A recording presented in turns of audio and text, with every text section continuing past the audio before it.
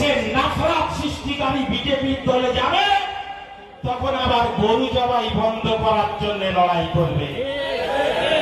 এই বিচারিতার মধ্যে যারা আদর্শবান মুসলমান, যারা রোজা করে, যারা নামাজ পড়ে, তাদের ভিতরে এই বিচারিতা কখনো থাকতে পারে না। এই বিচারিতা মুসলমানরা হয় না।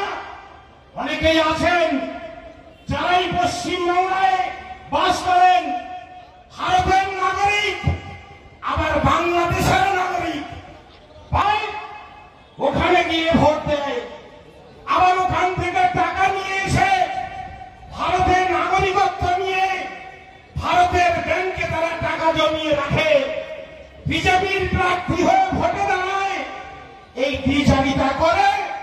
আর বিজেপির কাছে নাকি ওয়াশিং মেশিন আছে, যে ওয়াশিং মেশিনের মাধ্যমে দুর্নীতি, ভ্রষ্টাচার, অপব্যবহার, চুরি, ডাকাতি, দারোগা থেকে নেওয়া টাকা সব নাকি ফ্রেশ করে বিপির ওয়াশিং মেশিন।